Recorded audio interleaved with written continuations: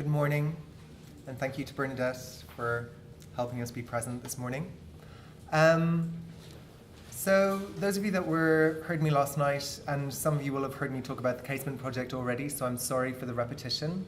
But just to give people who don't know a little bit of background, I think I want to start off by saying as a starting point that I'm going to be talking from the position of believing that dance is an important form of knowledge.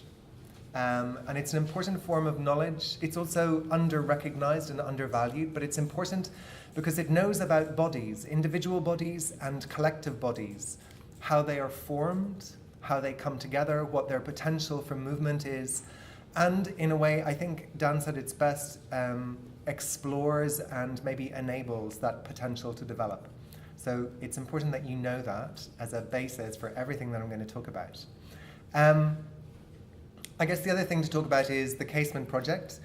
It sits in a context, and part of choreography is about where bodies are placed. And it's a very deliberate choreography, as I said last night, that the Casement project is placed within not only Art 2016, which is the Arts Council of Ireland's commemorative centenary programme commemorating the Easter Rising in Ireland, the kind of moment where this republic, the kind of first steps towards this republic. But it's also part of 1480 Now Centenary Commissions, which is a kind of corresponding artistic commemoration programme that's happening based in the United Kingdom around the Great War, so 1480 Now, 1914 to 1918, but they have a particular strand related to 1916 because they recognise both that the Easter Rising is part of that, as well as important moments like the Battle of the Somme. And for me, it's been a very deliberate choreography to think about, to put that international dimension into what could have been, in both cases, a kind of national inward-focusing narrative. And I think that applies both in Ireland, but also in the UK. And I, as someone who lives in London, I think there's something to be investigated around whether the centenary commemorations around the Great War have had anything to do with the fact that people could feel they could vote Brexit because Britain can do it on its own. I think that's an interesting thing to be discovered. So that's the kind of centenary context in which the Casement project is based. But I guess there's also another context in which I would situate, I think, all of my work and the Casement project in particular, and that's a little bit around how I think the body or bodies have been treated and considered in Ireland historically. I think, and you'll forgive me for the broad brush strokes, but I think we're a country that is renowned for its literature. We're good at talking. However, I don't think that we are so good or so articulate about or through the body. Doesn't mean that we haven't had bodies, they've existed all of the time. It's just that there have been sort of very defined, narrow parameters in which those bodies could be expressed. And of course, there are historical reasons for this. The 18th and 19th century representations under colonialism of the Irish are of wild, untamed bodies. And so that kind of representation of the Irish justifies colonialism because the imperial power is justified in imposing order and control over the uncontrolled body. And so when nationalists are kind of developing here in Ireland, they want to present the Irish body as one that is worthy, that can be self-controlled, that can be self-contained, that is worthy of autonomy. And so enlist the support of the Catholic Church and, in fact, of the sports, of the Conhúir, the GAA, to present an idea of an Irish body that can be contained, disciplined, worthy of being independent. And that attitude makes its way into the formation of our constitution, so that bodies are controlled in particular ways. Now, I think some of you will know already, I think a lot about Rancière's idea that political activity is whatever shifts a body from the place assigned to it or changes a place's destination. It makes visible what has no business being seen and makes heard as discourse where once there was only a place for noise. So I think that dance is important because it explores the possibility of moving bodies from where they were before to new places. and to making visible kinds of bodies or articulations of bodies that didn't exist before. So when the Constitution, which still exists, assigns women a particular role, a particular cherished role in the home, it is assigning women a particular place in the social order. And the implications of that continue to this day. So female autonomy over a woman's autonomy over her own body is something which is still controlled by the Constitution. There's also been a whole legacy of the incarceration of bodies that didn't conform. So whether it's the expulsion outside of our borders of bodies whose sexual desire doesn't conform to a norm, either by internal incarceration, so a kind of closeting within your own body, a hiding, or an external expulsion, a kind of go beyond the border, as indeed women are required to do if they do want to have an abortion, to go beyond the border. But equally, whether it's the incarceration of women in Magdalene laundries who had children outside of wedlock because their desire did not conform, or whether it's poor bodies that were confined to industrial schools. All kinds of regulation has happened, or indeed traveller bodies who are uncomfortably mobile. All kinds of bodies in motion, what bodies do, where they go, has been curtailed by the state and deviance punished. And I would say we still live with that legacy. So that, for me, is why in this moment of centenary commemoration, when we look at history, as well as all of the important words that we need to recover and discuss, I think it's also very important to consider the role of the body in that history and to think what we need to do now with that legacy, that kind of knowledge that we have about bodies, what we want to do and change for a future. So that is the context for the Casement project. So why Roger Casement? Some of you, how many of you know a little bit about Roger Casement? Small little hands. So you know a lot already, but for some people who are not here, I'll just do a very general. Roger Casement, born outside Dublin, at a time where Ireland is British, so he's already kind of British and Irish, I guess, is what you would say. Born apparently a Protestant, but orphaned by the age he's 12. He comes to prominence, I guess, in 1903, when, as part of the British consular service in Africa, he writes a report detailing human rights abuses in the rubber trade in the Congo, kind of King Leopold's personal fiefdom, where huge exploitation of people and resources is going on. That report leads him to become, with others, a huge campaigner for reform in the Congo. And he's also sent and writes a similar report on human rights abuses in the Amazon, so abuse of the native, the indigenous people there, in Peru, I guess Peru and that area around in the Amazon. What's interesting is that he connects what he sees under imperialism and, I guess, capitalism in those situations to the poverty that he sees in the west of Ireland under British rule. He calls the poor children that he sees in the west of Ireland white Indians. He also, interestingly, sees himself as an African. There's a kind of empathy. He says he becomes Irish in Africa.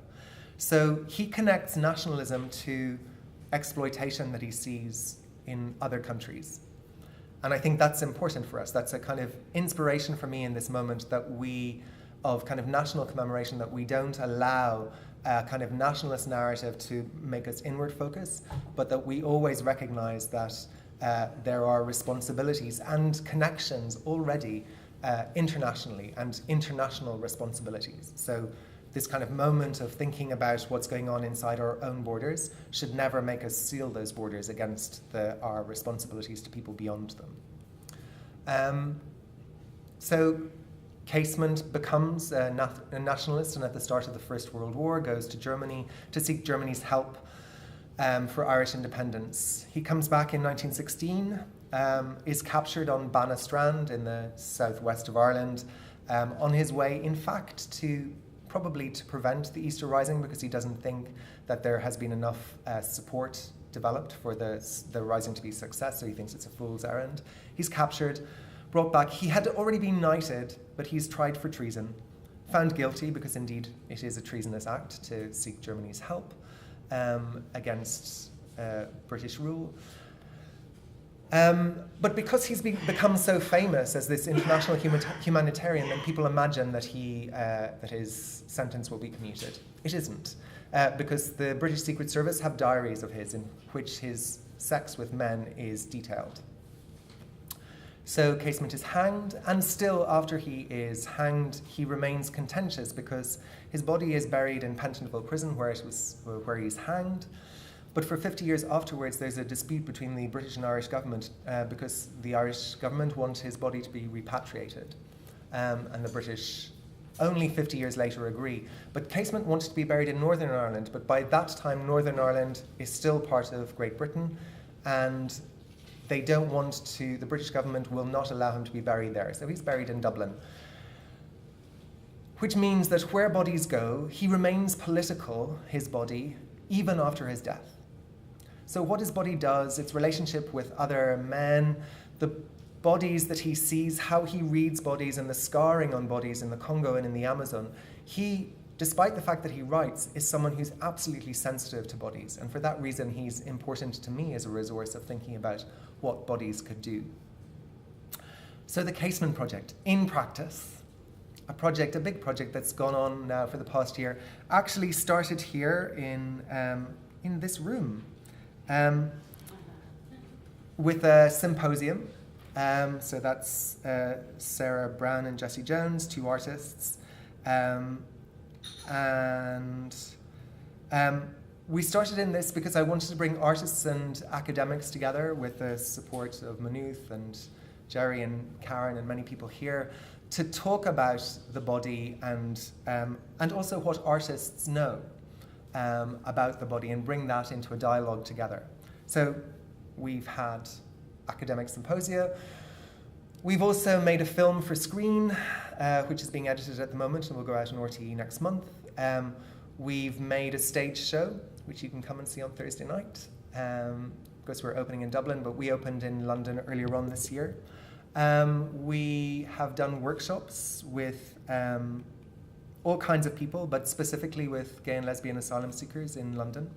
And I worked with them because it's interesting for me that so often I think when refugees come to a new country, they get some kind of support, maybe from people from their own community or their own country that have settled in the new place.